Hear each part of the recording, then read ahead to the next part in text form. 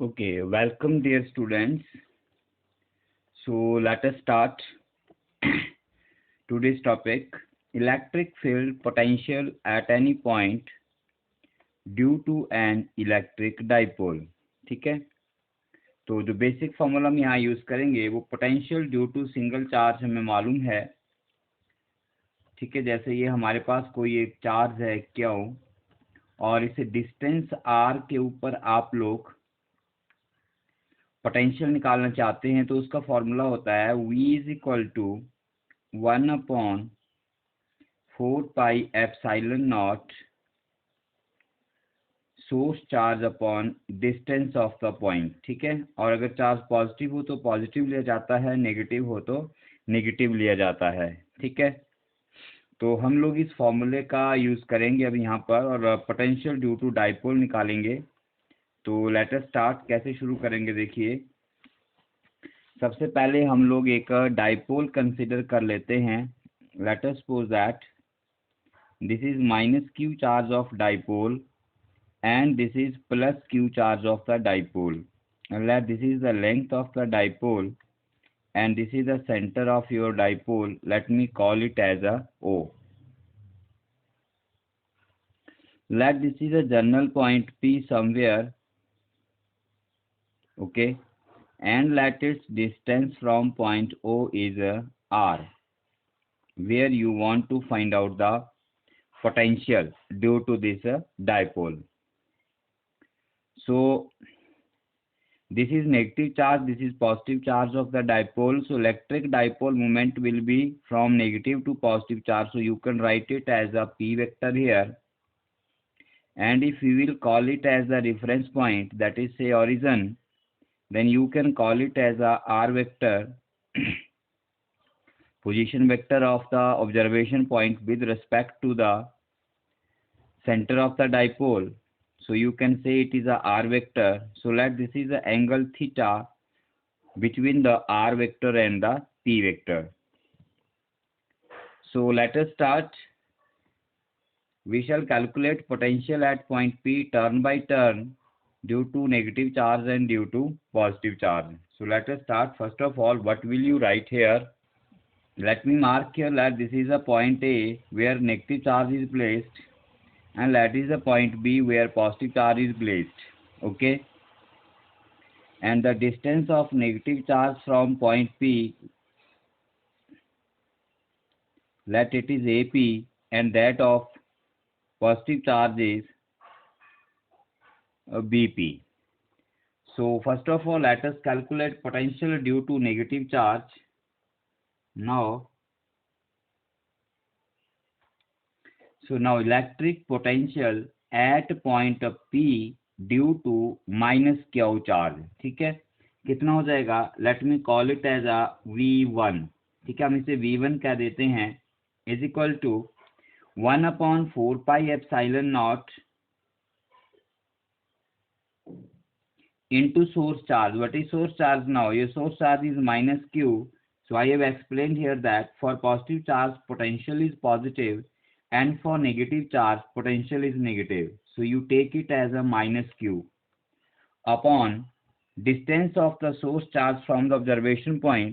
So here your observation point is at point A and observation point is at point P and source charge is at A. So let this distance is AP, right?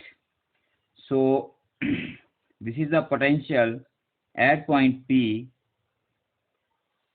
due to negative charge. Let us say this is your equation number 1. Similarly, and now electric potential at point P due to positive charge. Okay, so due to positive charge, let us call it as a V2. So this is equal to 1/4πε0 into source charge. We are using the basic concept charge upon distance. So charge is plus Q now, upon distance is your BP.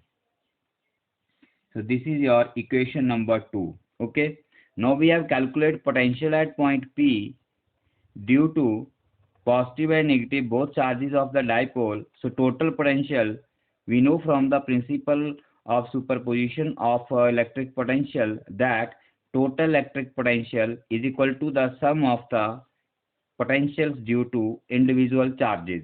So you can calculate total potential at point P as, therefore total electric potential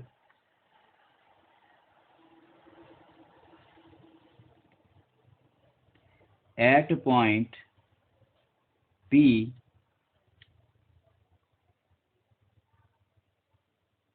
is given by, you can say V is equal to, you may write V1 plus V2. You will add both of these. So adding both of these equations, put the value of these, what you will get, write the value of V1 is equal to 1 upon 4 pi epsilon naught minus Q upon AP plus 1 upon 4 pi epsilon naught Q upon BP. Okay. So you have 1 upon 4 pi epsilon naught common, 1 upon 4 pi epsilon naught as common, Q and Q is also common. So take this outside, that is as common, Q upon 4 pi epsilon naught. So you are left with inside the bracket. Here it is a minus sign. So it is minus 1 upon AP plus 1 upon BP.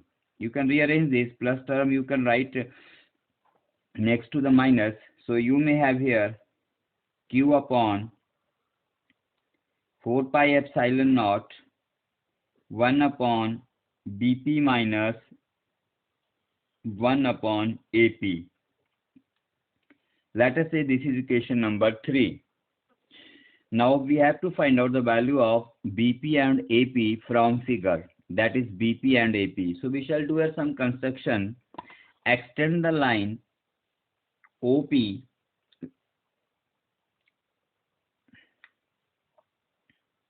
okay. So now draw perpendicular from point A on P on this line. Let us call this point as C, and similarly draw perpendicular from point B on the same line OP. Let us call this point as D. Okay.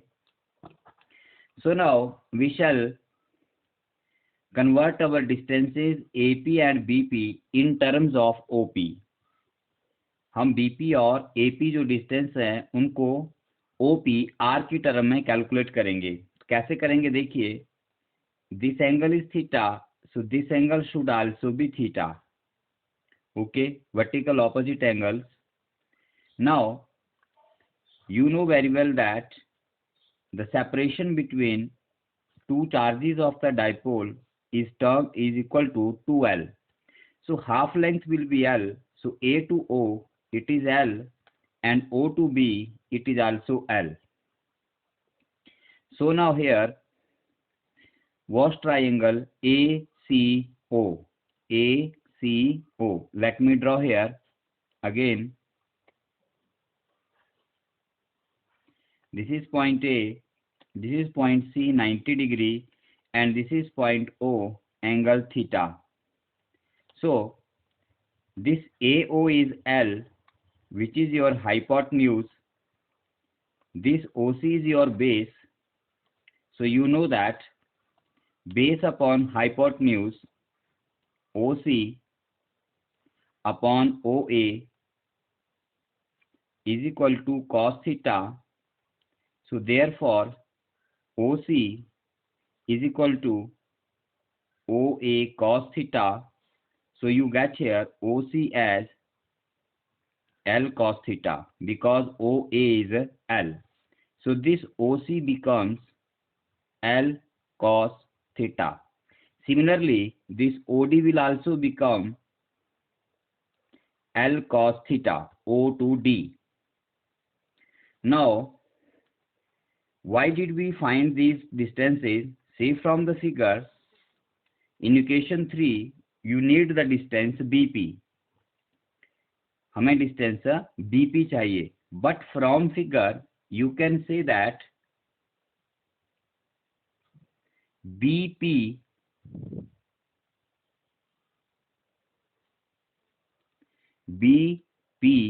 BP distance, जब आपने OP के ऊपर BP से perpendicular draw कर दिया तो आपका जो बीपी डिस्टेंस है वो सिंपली ज्योमेट्री के हिसाब से अप्रॉक्सीमेटली इक्वल टू डीपी हो जाएगा। आ रही बात समझ में? बीपी कितना हो जाएगा? डीपी आ जाएगा। लेकिन जब आप ओ से डिस्टेंस मेजर करेंगे तो आप उसे ओपी माइनस ओ डी लिख सकते हैं। आ रही बात समझ में? आपको चाहिए बीपी डिस्टेंस चाहिए जो अप्रॉक्सीमेटली आपका डीपी के बराबर है, ठीक है। लेकिन ओ से आप जाएंगे तो ओडी डिस्टेंस ओपी से ज़्यादा हो गया, हमें चाहिए डीपी। आपको चाहिए डिस्टेंस डी से पी का, हम ले रहे हैं ओ से, तो ओ से डी तक का क्या करना पड़ेगा? सबट्रैक्ट करना पड़ेगा। तो हमने बीपी को क्या लिख दिया? OP minus OD. जबकि ओपी आपका कितना है? ओपी आपका आर है माइनस ओडी आपका एल कॉस थीटा है। तो बच्चों ये आपका बीपी आ गया, ठीक है। इसी तरह से आप लोग अपना डिस्टेंस एपी फाइंड आउट कर सकते हो। देखिए लेट अस सी हियर, एक बार फिर देख लीजिए। यहाँ पे आपको डिस्टेंस जो है वो बीपी चाहिए था, बीपी। आपने बी से ओपी लाइन पर परपेंडिकुलर ड्रॉ किया है तो आपका बीपी डिस्टेंस लगभग अप्रॉक्सीमेटली सिमिलर टू कितना हो जाएगा? डीपी। जितना बीपी है उतना ही आपका क्या हो जाएगा? डीपी, ठीक है। सो बट डीपी को जब आप ओ से मेजर करेंगे, पॉइंट पी को चाहिए आपको डीपी, तो पॉइंट ओ से ओपी माइनस ओडी हमें आर में रिड्यूस करना है। तो आर कहाँ से आ रहा है? ओ से। तो ओपी माइनस ओडी करना पड़ेगा आपको, ओपी माइनस ओडी लेना पड़ेगा। सिंपल ज्योमेट्री है। तो BP is equal to R minus L cos theta हो गया, ठीक है। उसी प्रकार हमें सेकंड यहाँ पर एपी चाहिए, फिगर से एपी निकाल लेते हैं। देखिए यहाँ पे मैं एपी लिखता हूँ, एपी ये है आपका एपी डिस्टेंस। ए से हमने परपेंडिकुलर ड्रॉ किया तो it is equal to CP, right.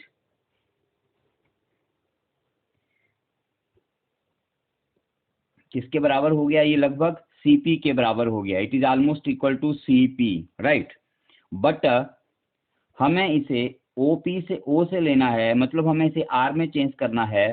तो ओपी, अगर मैं इसे ओपी से लेना चाहूँ तो हमें चाहिए सीपी, ठीक है। तो सीपी जो है वो ओपी से ओसी के बराबर ज़्यादा है, तो हमें ओसी उसमें ऐड करना पड़ेगा। मतलब आप सीपी को क्या लिख सकते हो? सीपी को लिख सकते हो आप लोग ओपी प्लस ओसी, ठीक है। तो ओपी आपका आर हो गया प्लस ओसी आपका एल कॉस थीटा हो गया, ठीक है। तो ये आपको एपी मिल गया और ये आपको बीपी मिल गया। इसको आप लोग इक्वेशन नंबर 3 में पुट कर देंगे। सो क्या मिलता है हमें? देखिए therefore V is equal to Q upon 4 pi epsilon nought 1 upon BP का वैल्यू है अभी आपने फाइंड आउट किया R minus L cos theta minus 1 upon AP का वैल्यू है R plus L cos theta. So now here is a simple math, इसको calculate करना है आप लोगों को। So is equal to Q upon 4 pi epsilon nought LCM R minus L cos theta into R plus L cos theta. Simple solution है, cross multiplication R plus L cos theta minus R minus L cos theta is equal to Q upon 4 pi epsilon naught R minus R get cancelled, L cos theta minus minus plus हो गया so L cos theta plus L cos theta 2l cos theta आ गया, divide by यहाँ पर आप a minus B into A plus B का formula लगा दीजिए, तो ये A square minus B square हो गया, मतलब ये हो गया R square minus L square cos square theta.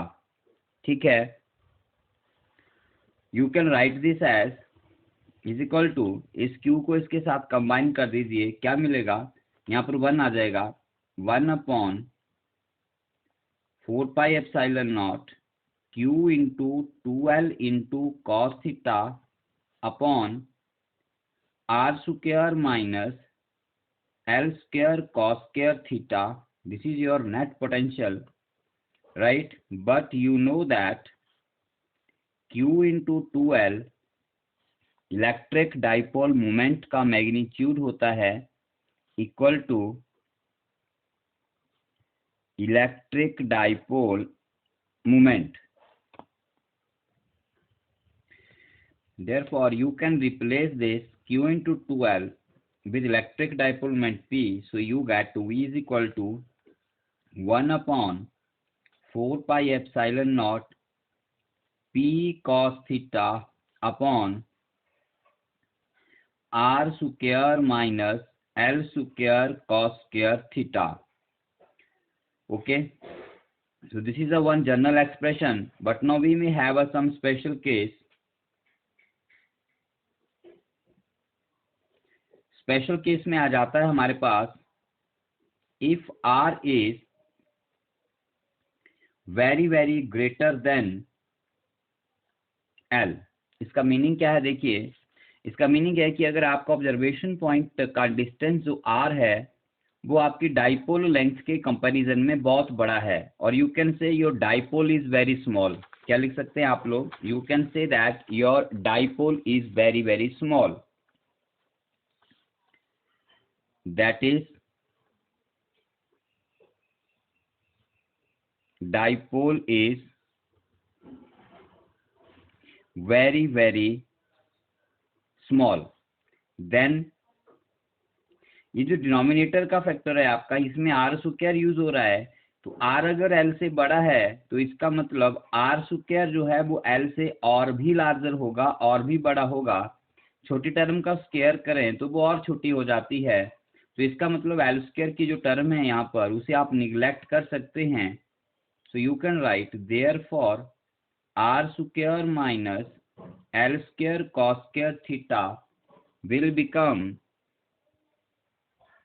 Equal to R square. ठीक है, so what this expression reduces to, V is equal to 1/4πε0 P cos theta upon R square. So this is expression this is the expression for net electric potential due to electric dipole when dipole is very short, or you can say observation point is at very large distance as compared to the length of the dipole. Here we can have some special cases also. Case number 1, if P means observation point lies on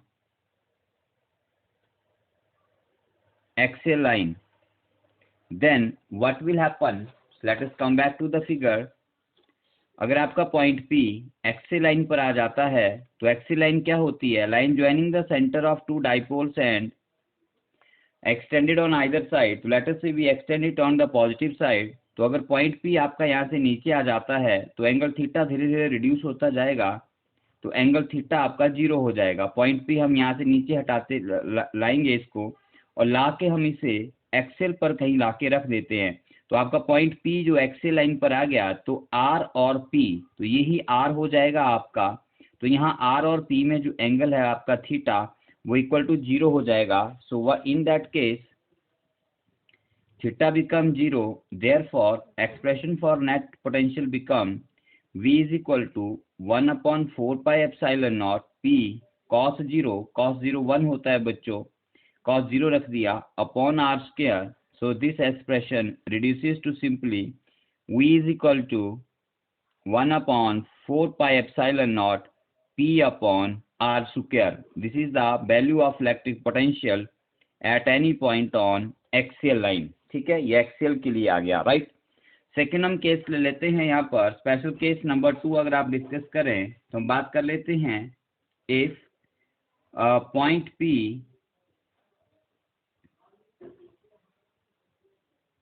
lies on equatorial line,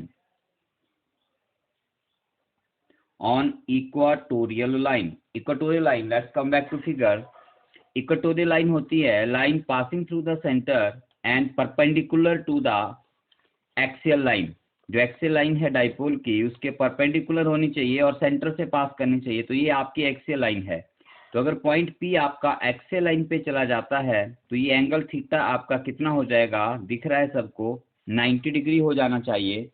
so let us put here, then your theta become 90 degree. So this expression will become V is equal to 1/4πε0 P cos 90 degree upon R square. cos 90 बच्चों कितना होता है, 0 होता है. 0 into something क्या हो गया, 0 हो गया. This implies V is equal to 0 on equatorial line. So equatorial line पर पोटेंशियल जो है आपका वो 0 हो जाता है. So this is expression for net potential on axial line, that is 1/4πε0 P upon R square. From here you can see that on axial line potential is inversely proportional to R square, that is distance of the observation point, because 1/4πε0 is constant and P is also constant. Whereas on equatorial line it is 0 everywhere, सब जगह ये 0 रहेगा. सो अगर आप इसका variation study करना चाहें तो लेट अस से दैट ये आपके पास यहाँ पर एक पॉइंट, यहाँ पर हम लोग ऑरिजिन ले लेते हैं. Let us suppose that we are placing our dipole like this way. इस तरह से हमने अपना डाइपोल रखा हुआ है. यहाँ पर ये -q चार्ज और ये +q चार्ज है. तो ये अलोंग एक्स एक्सिस जो है इस डाइपोल की एक्सियल लाइन हो जाएगी और ये जो y एक्सिस है ये इसकी इक्वाटोरियल लाइन हो जाएगी. ठीक है. सो एक्सियल लाइन पर मान लीजिए बराबर यूनिट पर, अब चलो इक्वाटोरियल की बात कर लें तो इक्वाटोरियल पॉइंट पर जितने भी पॉइंट्स आएंगे, जितना भी डिस्टेंस लेंगे आप सेंटर से, जितना भी डिस्टेंस लेंगे आप लोग, 1 यूनिट, 2 यूनिट, 3 यूनिट, 4 यूनिट, जो भी डिस्टेंस आएगा उन सब पर आपका जो पोटेंशियल है वो आपका क्या होता जाएगा, 0 होता जाएगा. क्योंकि हमने अभी फाइंड आउट किया potential on equatorial line is 0. लेकिन अगर आप लोग एक्सियल लाइन की बात करेंगे तो लेट अस सपोज दैट ये हमारे पास पॉइंट, कोई एक पॉइंट आता है A, यहाँ पर पॉइंट B हो गया, यहाँ पॉइंट C हो गया. तो मान लीजिए पॉइंट A पर पोटेंशियल जो है वो V है. Late us suppose that V आ गया. तो पॉइंट B पर कितना हो जाएगा, अगर ये सारे पॉइंट्स आपके इक्वी डिस्टेंस है, लेट अस से this is 1 unit, distance between them is 1 unit. So let this is the distance 1, this is the distance 2, this is the distance 3. So at point B it is inversely proportional to the square of the distance. तो यहाँ पर distance 2 unit हो गया तो 2 का square 4 हो गया. तो यहाँ पर जो पोटेंशियल है वो V/4 हो जाएगा. नेक्स्ट पॉइंट C पर ओरिजिन मतलब आपका डाइपोल के सेंटर से डिस्टेंस 3 यूनिट हो गया तो डिस्टेंस 3 स्क्वायर के इनवर्सली प्रोपोर्शनल हो जाएगा, दैट इज V/9 हो जाएगा. वैसे अगर यहाँ कोई और पॉइंट D लेते हैं जो कि आपका डाइपोल के सेंटर से 4 यूनिट डिस्टेंस पर है तो यहाँ पर आपका पोटेंशियल V/4 का स्क्वायर 16 हो जाएगा. ठीक है. तो इस तरह से एक्सियल लाइन पर पोटेंशियल जो है वो वेरी करता है, डिक्रीज करता जाता है जितना आप दूर जाएंगे, राइट. और वैल्यू जो है इस तरह से आपकी कम होती जाएगी, V/4, V/9, V/16. और इक्वाटोरियल के ऊपर जो है वो लगातार सभी पॉइंट्स के ऊपर 0 रहेगी, कहीं भी चले जाए आप लोग. ठीक है. और एक चीज और यहाँ से हम देख सकते हैं कि we have studied that potential को कैसे डिफाइन करते हैं हम लोग. Potential is defined as work done per unit charge, right. So from here work done becomes Q into V. So if your potential is 0 somewhere, then your work done will also become zero. अगर कहीं potential zero हो जाता है तो work done भी क्या हो जाता है, जीरो हो जाता है। तो हमने देखा कि किसी भी डाइपोल के इक्वाटोरियल लाइन के ऊपर पोटेंशियल जीरो रहता है। तो अगर आप किसी भी डाइपोल के इक्वाटोरियल लाइन के अलोंग किसी चार्ज को मूव करवाओगे, कहीं से भी लेके आइए, तो उसमें हमें कोई भी वर्क नहीं करना पड़ता है, then work done becomes zero. ठीक है, तो एक छोटा सा आपका एमसीक्यू क्वेश्चन है, एंट्रेंस एग्जाम वगैरह में आ सकता है कि चार्ज ऑफ 10 कूलम और 20 कूलम और some amount is brought to the center of dipole along the equatorial line, so what will be amount of work done? That will equal to zero. ठीक है, क्योंकि उसके अलोंग पोटेंशियल क्या है, आपका zero है, और जहां पोटेंशियल जीरो होता है वहां वर्क डन भी क्या हो जाता है, जीरो हो जाता है। So that's all for this topic. Okay, thank you for watching.